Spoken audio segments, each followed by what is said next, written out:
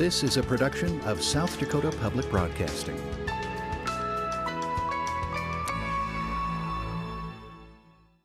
Support for simple justice, suffrage in South Dakota was provided in part by American Experience, WGBH Boston, and viewers like you. Thank you.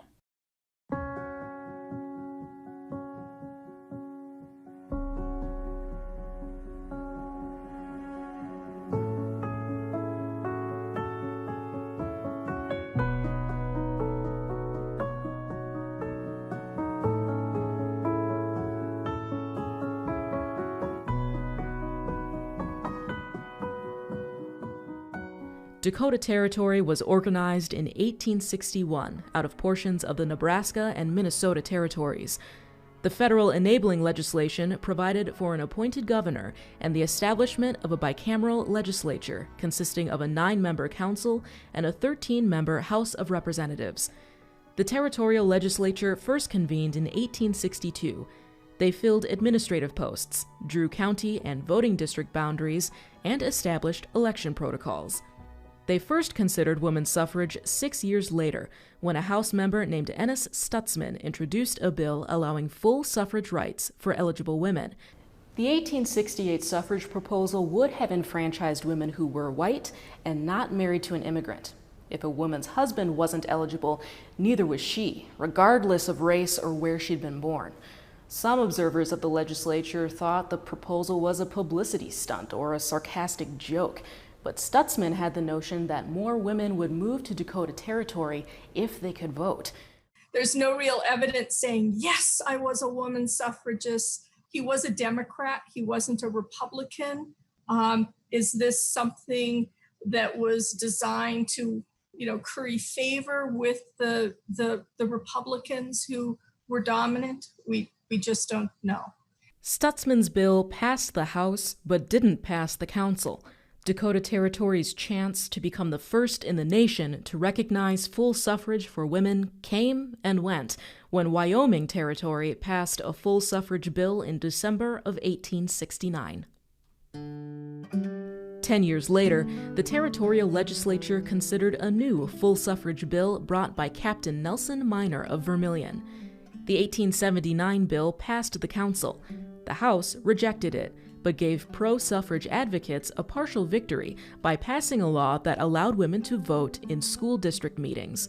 So as women were trying to get a national amendment for full suffrage, they were getting rather frustrated because they didn't seem to be getting anywhere. So some women, mostly grassroots women, said, why don't we try something different? Why don't we get our foot in the door and see if we can convince the lawmakers to give us partial suffrage? The true importance of school suffrage would be revealed during the final push for passage of the U.S. 19th Amendment.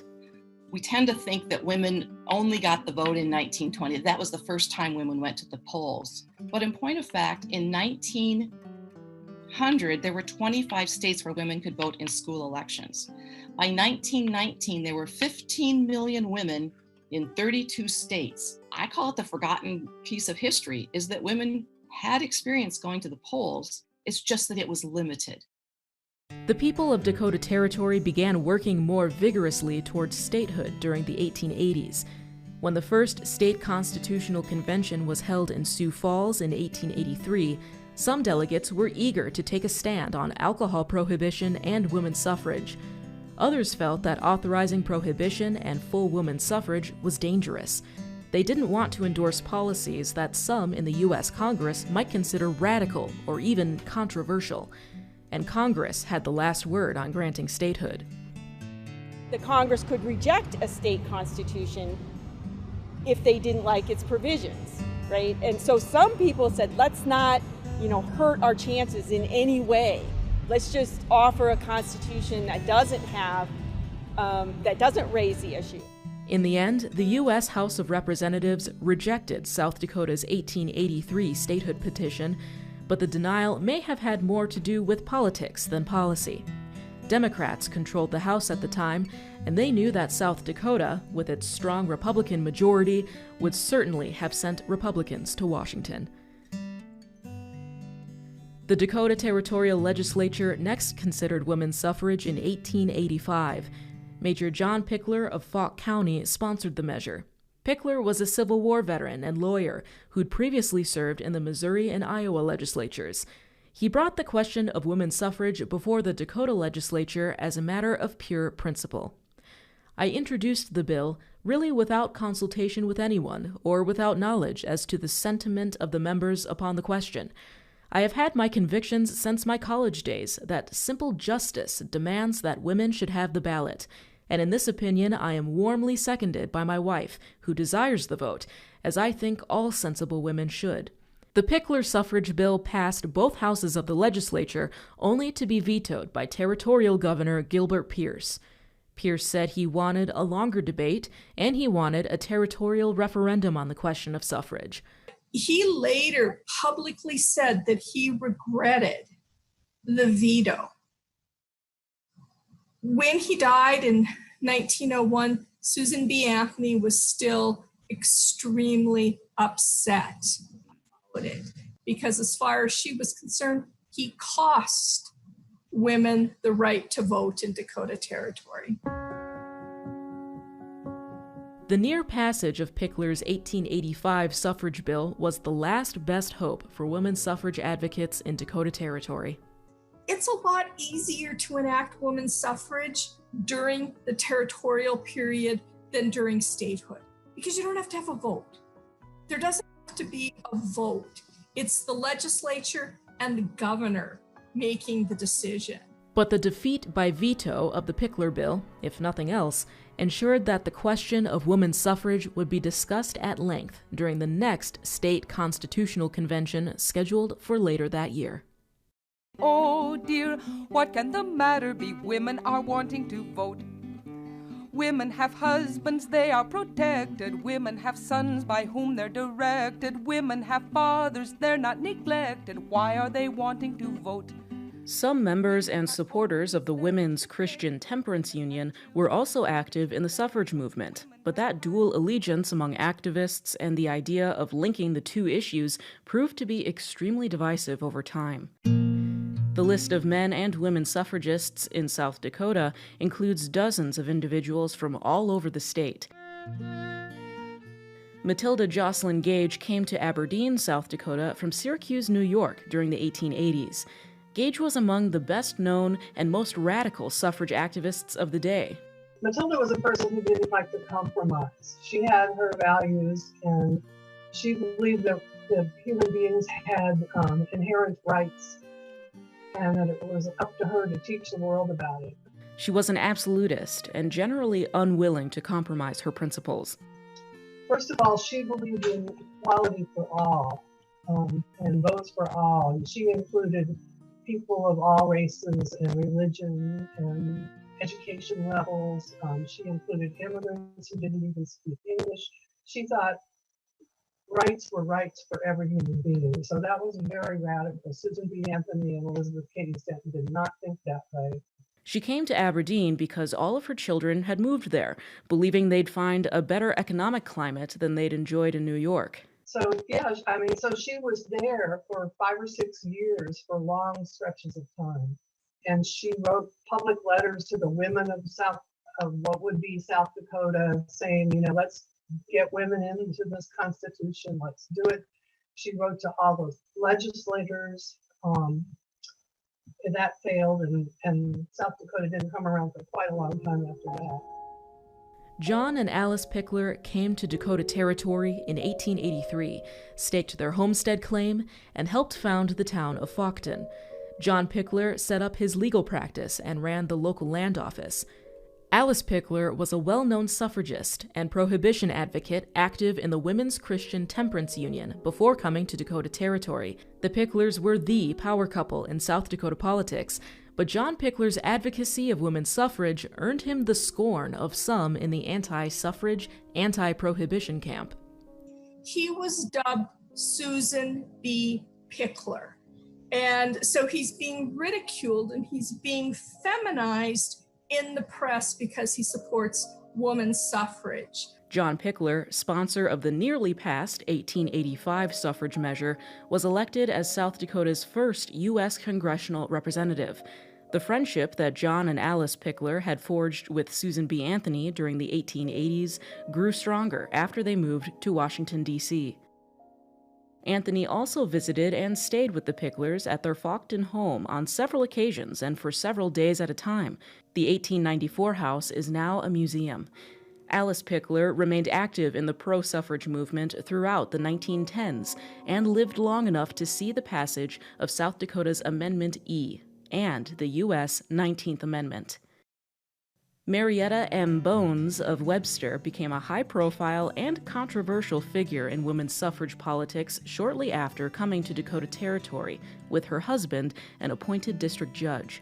And in 1885, she formed the territory's first local suffrage organization. She was a tall, well-dressed lady with a sweeping, businesslike air, a pleasant face, forceful gestures, and a general "I am here, make yourself at home" atmosphere about her.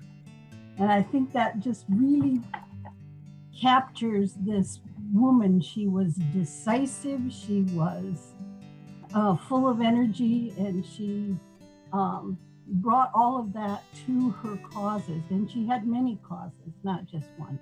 Bones spoke in favor of women's suffrage at both the 1883 and 1885 state constitutional conventions, but by 1892, she was actively campaigning against women's suffrage. She got very discouraged with the movement during the 1890 campaign when Susan B. Anthony came out here. It became a personal fight at that point, or a personal disagreement between these two women, Anthony and Bones. What Bones said essentially was, this woman has come in and she's created chaos in South Dakota in 1890. And, really, I don't think there's any question about that. Marietta Bones just said simply, this kind of management is unacceptable. And until the movement has better management, I am no longer going to participate. And of course, the movement never got better management in her lifetime. Marietta Bones' belief in her own convictions cost her some friendships, invited lawsuits, and eventually left her on the sidelines. People turned against her and savaged her, especially the women. The women in Webster, for example, turned completely against her. They told her she had to leave their various organizations. Emma Smith DeVoe came to Dakota Territory with her husband in 1881. She lived in South Dakota for about 10 years, and she was very active in a number of reform movements. She was active, for instance, in the temperance movement, which led her to become active in suffrage. And she was also very active in the statehood movement, she and her husband.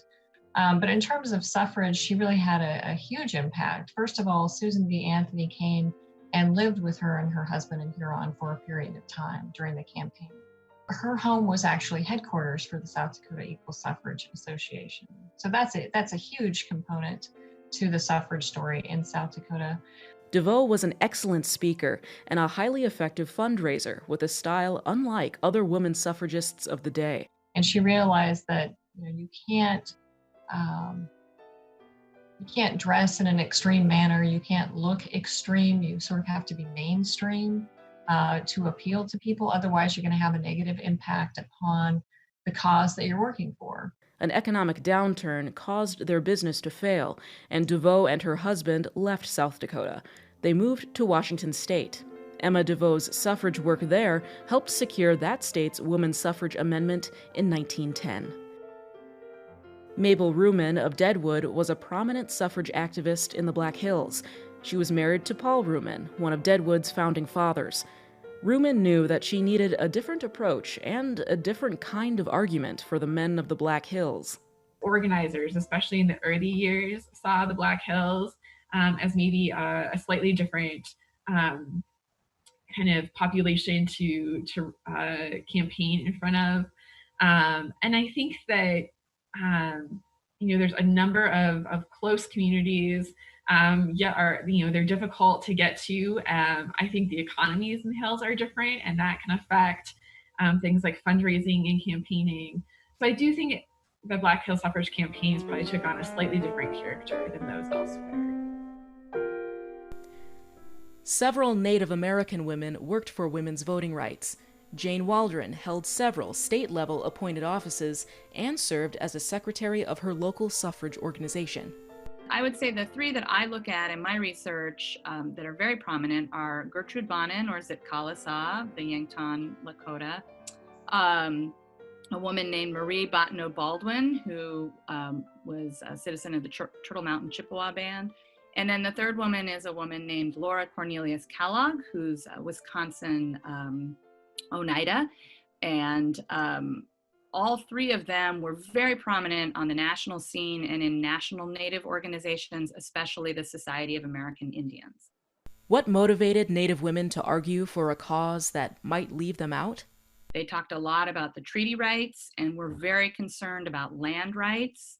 And this is the moment of allotment, and land losses are just extremely high in Native communities. And for them, they were looking for any kind of tool that they could find to particularly stop that land loss, to maintain their communities, to address the really dire issues of poverty and health that their communities were facing. And so for someone like Gertrude Bonnen or Zitkala-Sa, she sees US citizenship and the vote as a way to address some of those questions. She also sees white suffragists as possible allies. No one had a greater hand in achieving women's suffrage in South Dakota than Mamie Shields Pyle of Huron. Mamie Shields Pyle was elected president of South Dakota's State Equal Suffrage League in 1910. She led a reorganization effort that resulted in the formation of the state's Universal Franchise League a year later. The National, for a long time, had been urging the concentration on the vote only. This goes back decades. South Dakota was resistant to that for many years, thinking that in their own state, suffrage, they could win suffrage by promoting temperance and prohibition. The new, more modern, alignment that Pyle led was to kind of peel off that public face of supporting prohibition. The national movement had done that quite some time ago, but Pyle would then sort of come into alignment with the national movement, and the attention of the national movement, their support, I think, increased when Pyle took over.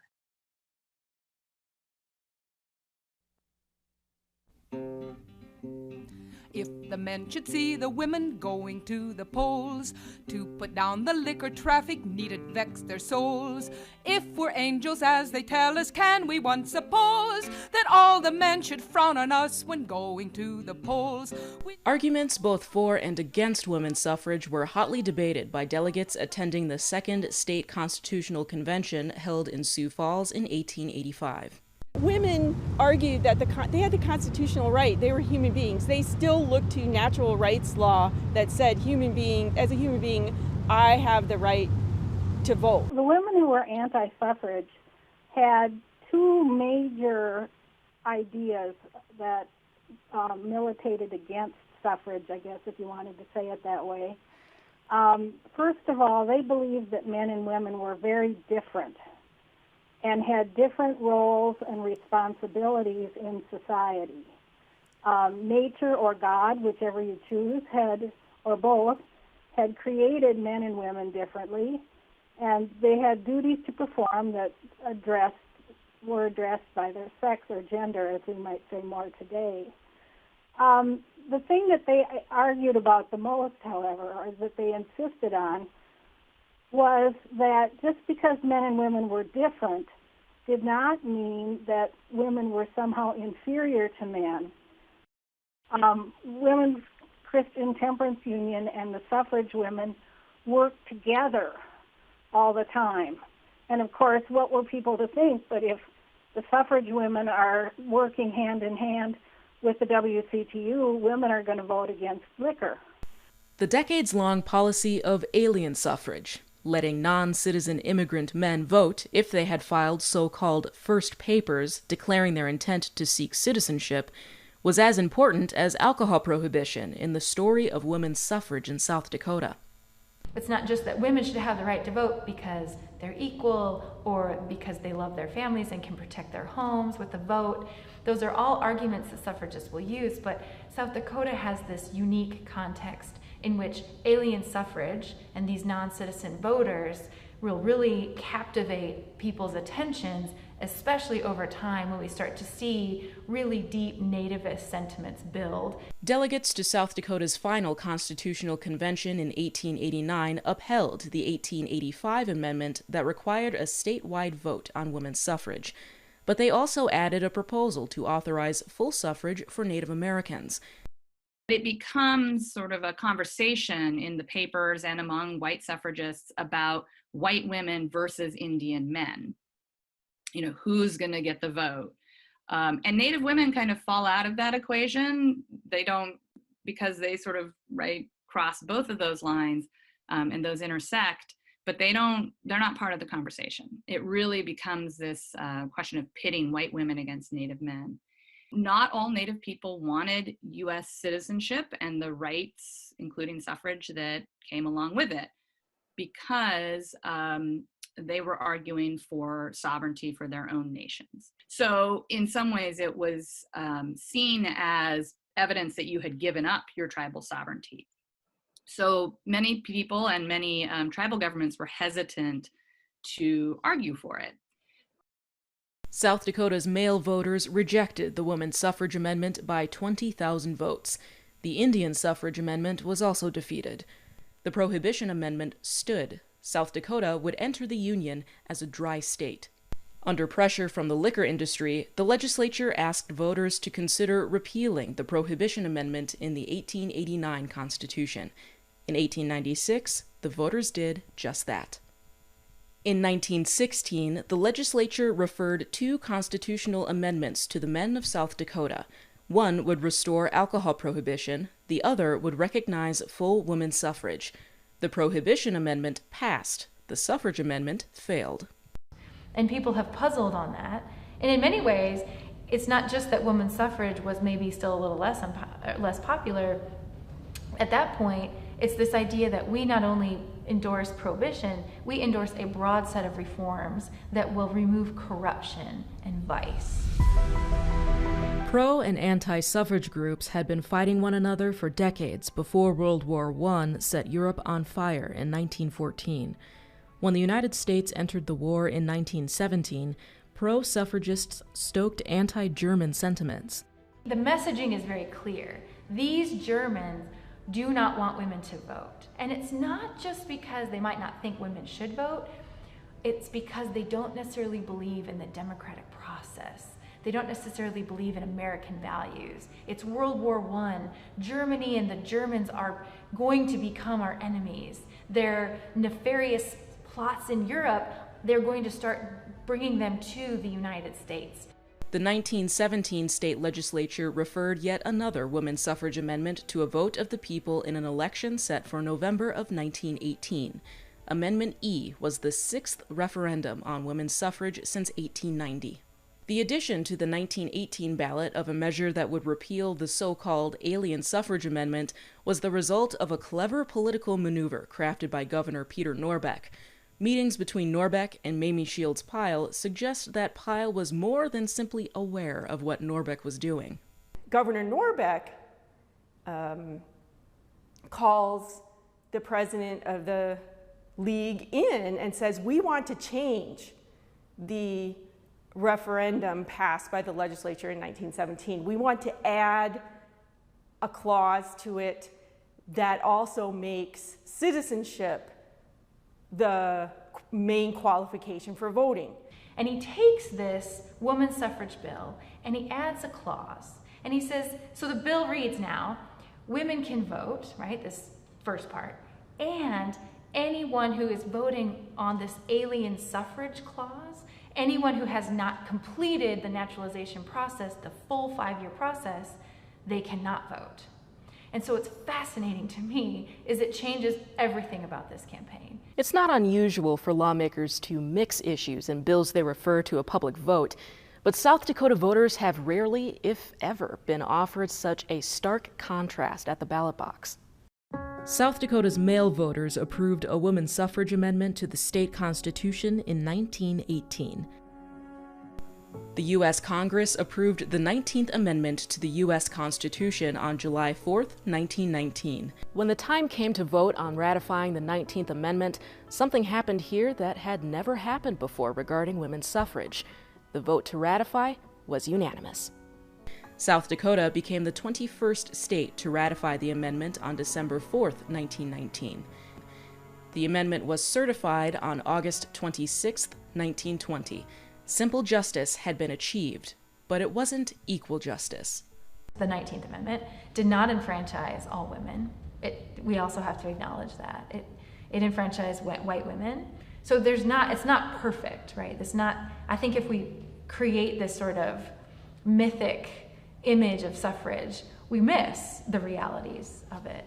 Voting rights for the Native American men and women left behind by the 19th Amendment weren't authorized until 1924.